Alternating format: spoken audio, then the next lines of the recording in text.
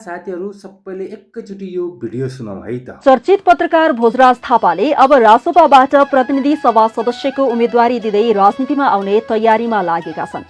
लामो समयदेखि पत्रकारिताबाट समाजसेवामा सक्रिय उनी आउँदो चुनावमा राष्ट्रिय स्वतन्त्र पार्टी रासोपाका तर्फबाट दाङको क्षेत्र नम्बर 1 बाट चुनाव लड्ने गरी राजनीतिमा आउने तयारीमा लागेका हुन्। गाउँ गाउँमा जनताले भोग्दै गरेका समस्याहरूलाई देखाउँदै नेताहरूको ध्यानाकर्षण गराउँदै झकझकाउँदै आएका थापा अब आफै जनताको समस्या समाधान गर्ने पदमा होमिन लागेका छन्।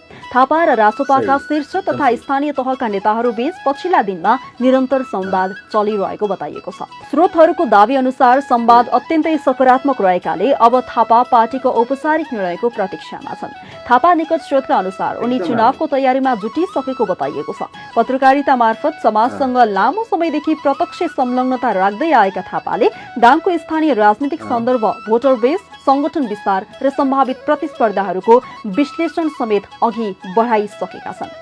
पार्टीले अन्तिम कागजी प्रक्रिया पूरा गरेपछि उनी सार्वजनिक रूपमा चुनावी मैदानमा उत्रने अनुमान गरिएको छ। यस क्षेत्रबाट गत निर्वाचनमा हालको नेपाली कम्युनिस्ट पार्टी र त्यति बेलाको नेकपा एकीकृत समाजवादीका नेता मेटमणि चौधरी विजयी भएका थिए।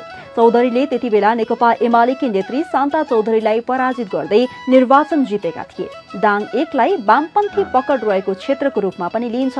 यस्तो अवस्थामा रासोपाले सफल पत्रकारिताको पृष्ठभूमिबाट आएको सार्वजनिक छवि बलियो बनाएको व्यक्तिलाई अघि सार्ने तयारीलाई स्थानीय राजनीतिक समीकरणमा परिवर्तनको संकेतका रूपमा पनि हेरिएको छ। पार्टीले स्थानीय संगठन, क्षेत्रीय समितिहरू र केन्द्रीय कार्यालय बीच समन्वय गरी औपचारिक निर्णय गर्ने प्रक्रिया अघि बढाएको बुझिन्छ।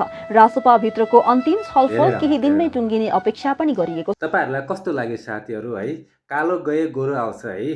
जो पनि हुन्छ be happy with RSP, Rastriya Swatantra Party. Thank you everybody. जय घन्टी।